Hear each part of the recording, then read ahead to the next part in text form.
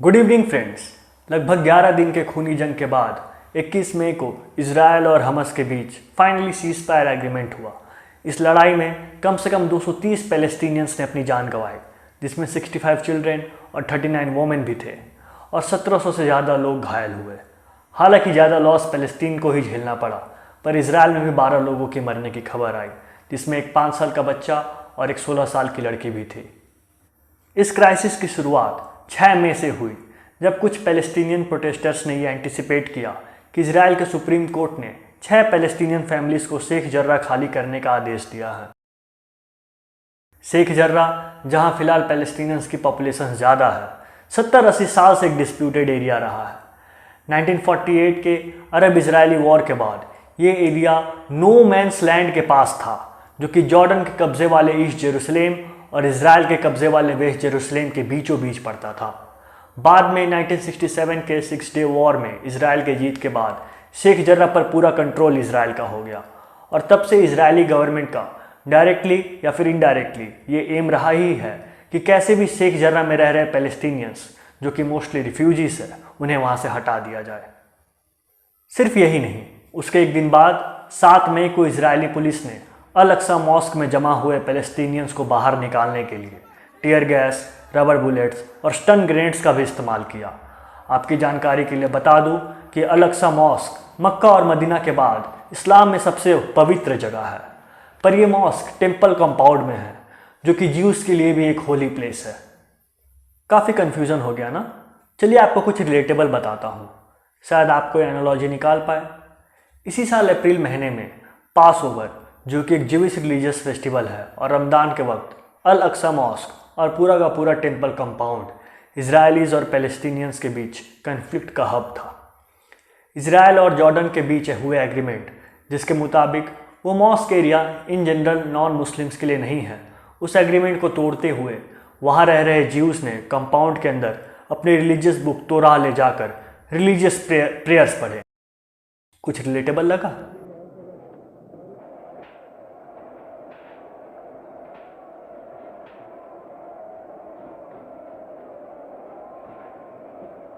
उसके एक वीक बाद 14 अप्रैल को इजरायली पुलिस फोर्स ने उस कंपाउंड में घुसकर मॉस्क के आसपास के मिनारेट्स में लगे स्पीकर्स के वायर्स काट दिए, जिससे कि वहाँ कोई प्रेयर का कॉल ना दे पाए।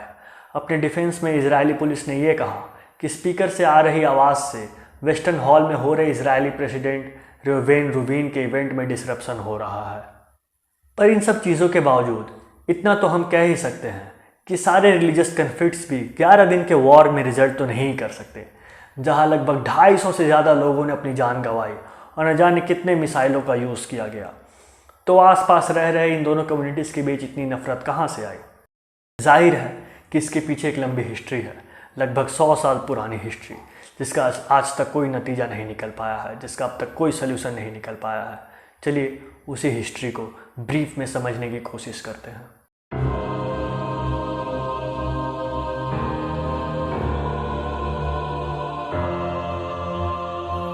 वर्ल्ड वॉर 1 के पहले पैलेस्टीन ओटोमन एम्पायर का हिस्सा था। एलाइड पावर्स के जीत के बाद यह हिस्सा ब्रिटेन के कंट्रोल में आ गया।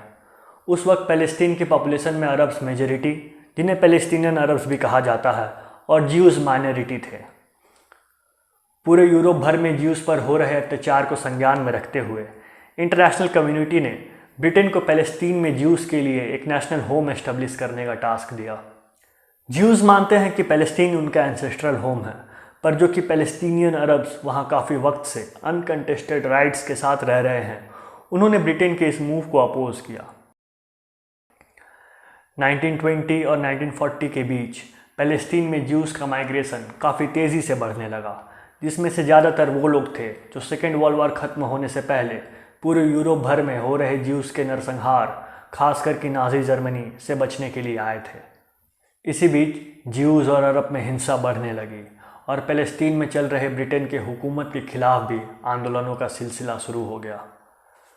फिर 1947 में यूनाइटेड नेशन में एक वोटिंग से ये फाइनल किया गया कि पैलेस्टीन को 2 नेशंस में डिवाइड कर दी जाए, एक ज्यूज के लिए और दूसरा अरब्स के लिए, और जेरूसलेम, जिस पर दोनों कम्युनिटीज़ अपना क्लेम करते हैं, उसे एक इंटरनेशनल सिटी बना दी जाए। जीविश लीडर्स ने तो ये प्लान एक्सेप्ट कर लिया, पर अरब्स जो कि वहाँ सालों से रह रहे थे उन्होंने इसे रिजेक्ट कर दिया और इससे अंत में ये प्लान कभी इम्प्लीमेंट भी नहीं हो पाया।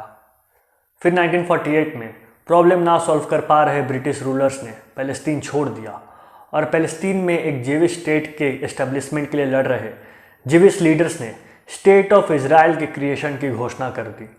फ़लस्तीनियंस ने इसका ज़ोरों से विरोध किया और फिर शुरू हुई एक जंग जिसमें आसपास के सारे अरब नेशंस भी कूद पड़े। इस युद्ध में हो रहे तबाही के कारण हज़ारों फ़लस्तीनियंस अपना घर छोड़ने पर मजबूर हो गए। इस पूरे सिलसिले को फ़लस्तीनियंस अल नकबा भी कहते हैं, जिसका मतलब है कैटास्ट्रॉफी यानी तबाही। जब तक ये युद्ध खत्म हुआ, एक सीज़ फायर एग्रीमेंट के साथ इजराइल ने लगभग पूरे टेरिटरी पर ही कब्जा कर लिया था। जो अरब नेशंस वॉर में आए थे उनमें जॉर्डन ने भी फ़लस्तीन का एक हिस्सा अपने कंट्रोल में ले लिया, जिसे कि आज हम वेस्ट बैंक के नाम से जानते हैं, और इजिप्ट ने गाज़ा पर अपना हक जमा लिया। जेरूसलेम, जिसे कि एक इंटरनेशनल सिटी बनाने का प्लान था, उसके वेस्टर्न पार्ट पर इजरायली फोर्सेस और ईस्टर्न पार्ट पर जॉर्डन ने कब्जा कर लिया। इस खूनी जंग के बावजूद पैलेस्टीनियन अरब्स, अरब नेशंस और इजराइल के बीच कोई पीस एग्रीमेंट साइन नहीं हो पाया। दोनों साइड्स एक दूसरे को ब्लेम करते रहे और आए सालों में इनके बीच कई वॉर्स हुए। 1967 में ऐसे ही एक युद्ध में इजराइल ने ईस्ट जेरूसलेम पर भी कब्जा कर लिया, जो कि पहले जॉर्डन के कंट्रोल में था। सिर्फ इतना ही नहीं, इजरायली फोर्सेस ने West Bank, Syrian Golan Heights के एक बड़े हिस्से, गाज़ा और इजिप्शियन सिनाई पेनिनसुला पर भी अपना कंट्रोल जमा लिया। इस सारे खून खराबे से खुद की जान बचाने के लिए पैलेस्टीनियंस गाज़ा, वेस्ट बैंक और पड़ोसी अरब नेशंस जैसे कि जॉर्डन, सीरिया और लेबनान में शरण ले रहे थे। इजराइल ने ना तो उन्हें और ना ही उनके अगले जनरेशन को वापस आने का मौका दिया। अपने डिफेंस में इजराइल ने यह कहा कि पैलेस्टीनियंस के वापस आने से इजराइल के एग्जिस्टेंस को ही खतरा है। आज भी वेस्ट बैंक पर इजराइल का ही कब्जा है। हालांकि इजरायली फोर्सेस ने गाज़ा से खुद को विड्रॉ कर लिया है, यूनाइटेड नेशंस अब भी गाज़ा को इजराइल का ही ऑक्युपाइड टेरिटरी मानता है। इजराइल पूरे जेरूसलेम को अपना कैपिटल मानता है, जिसे कि यूएस भी रिकॉग्नाइज करता है, और पैलेस्टीनियंस ईस्ट जेरूसलेम को अपने फ्यूचर पैलेस्टीनियन नेशन का कैपिटल मानते हैं।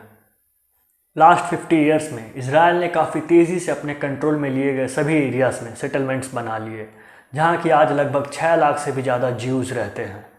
पैलेस्टीनियंस का मानना है कि ये सेटलमेंट्स और ऑक्यूपेशन इंटरनेशनल लॉज के वायलेशन है और पीस एग्रीमेंट के रास्ते में एक बड़ी अड़चन। एक साइड इजराइल और दूसरी साइड ईस्ट जेरूसलेम में रह रहे पैलेस्टीनियंस, गाज़ा और वेस्ट बैंक के बीच हमेशा ही टेंशन रहता है। इजराइल के विड्रॉल के बाद गाज़ा पर हमस नाम के एक पैलेस्टीनियन मिलिटेंट ग्रुप का कब्जा है, और तब से लेकर आज तक इजराइल और हमस के बीच कई वॉर्स हुए, जिसमें से हाल ही में हुए ये 11 दिन का वॉर एक है। इजराइल और इजिप्ट दोनों ही गाज़ा के बॉर्डर्स को बहुत टाइटली कंट्रोल करते हैं कि हमस को बाहर से वेपन्स ना मिल पाए। हालांकि इजराइल के केस में ये इक्वेशन अलग है। इजराइल पर किसी भी नेशन की कोई पाबंदी नहीं है वेपन्स ट्रेड इन करने के लिए। इजराइल के डिफेंस इंडस्ट्री में सबसे बड़ा कंट्रीब्यूशन अमेरिका का ही रहा है। एस्टेब्लिशमेंट के बाद से ही इजराइल और अमेरिका के बीच एक लंबी वेपन्स ट्रेड की हिस्ट्री रही है, जो कि आज इजराइल के पैलेस्टीन पे सॉलिड कंट्रोल के पीछे एक बड़ी वजह है। पैलेस्टीनियन अरब्स और ज्यूज़ के बारे में तो काफ़ी बातें हो गई, पर इनके अलावा एक और कम्युनिटी है जिसके बारे में अगर हम डिस्कस करें तो वो डिस्कशन काफ़ी इंटरेस्टिंग होगा, और वो कम्युनिटी है Indian right wingers. Nazi Germany में जब हिटलर ज्यूज़ का नरसंहार कर रहा था, तब इंडिया के राइट विंगर्स, या ये कहे आज के इंडियन राइट विंगर्स के फोरफादर्स, इन लोगों ने हिटलर के ज्यूज़ के अगेंस्ट उस खूनी कैंपेन को सपोर्ट किया था, और इंडिया में भी वैसी ही एक फांसीवादी सरकार की स्थापना के लिए लड़ रहे थे। अचानक इनके अंदर ज्यूज़ के लिए सिंपैथी आ गया है। अब जब इजरायली सरकार, जो कि खुद को ज्यूज़ का वेल विशर बताती है, वो पैलेस्टीनियंस जो कि सारे मुस्लिम हैं उन पर अत्याचार कर रही है, तो ये उसे भी सपोर्ट करते हैं, और इंडिया में भी ऐसी ही एक कार्रवाई की मांग करते हैं। हद है, मतलब माइनॉरिटीज को खत्म करो, चाहे कोई भी हो, हम तुम्हारे साथ हैं। की स्थापना करना है, राम राज की स्थापना बातों से नहीं होगा। जो राम राज के खिलाफ रहेगा उसको लातों से मार के हमें राम राज की स्थापना करने की आवश्यकता होगी। और अखंड हिंदू राष्ट्र बातों से नहीं, अखंड हिंदू राष्ट्र बातों से नहीं, हर वो प्रकार से हमें अखंड हिंदू राष्ट्र बनाना है, चाहे इसके लिए प्राण देने पड़े या प्राण लेने पड़े। अखंड हिंदू राष्ट्र, अखंड हिंदू राष्ट्र, अखंड हिंदू राष्ट्र।